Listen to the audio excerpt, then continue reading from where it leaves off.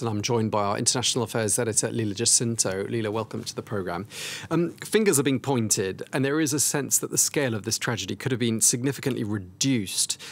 Who's saying what at this stage?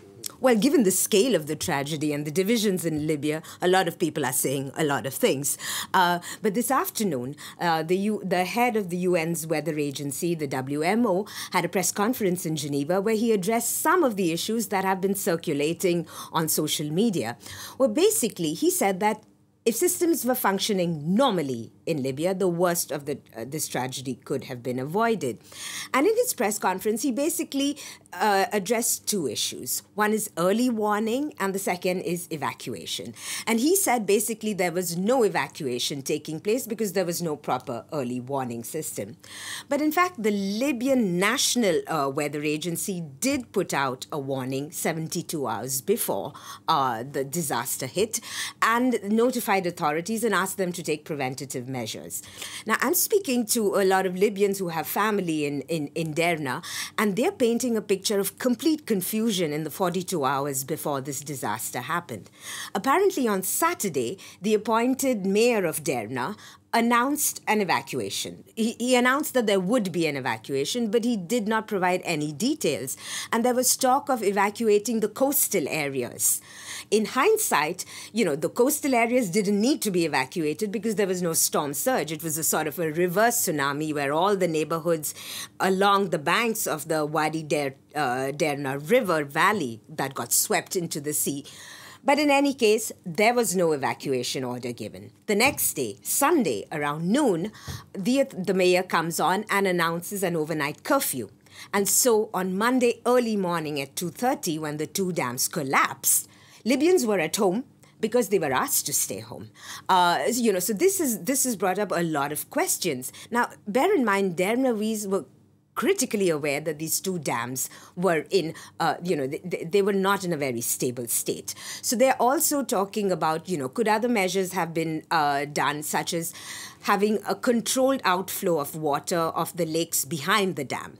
And they could have done that. They could have had a small evacuation and let out the flow so that when the rains came, there wouldn't have been so much pressure on the dams. And a lot of Libyans are asking for an investigation. But I have to say, Tom, they're not very hopeful that this investigation can take place merely because the political situation is so divided. Indeed. So some crumbling infrastructure and, as you say, lots of fingers being pointed. But Libyans do seem to be coming together at this very sad time for their country. And do you think this tragedy could have the effect of bringing some unity to the country? Look, there is no doubt that Libyans are united in their grief. I can't exaggerate the extent of the trauma. This is a city with a population of 85,000 people in a country of 7 million. There are so many Libyans who have family in Derna, have family histories in Derna. There is an immense trauma. There's grief, there's anger, there's shock. But there are also hard questions being asked.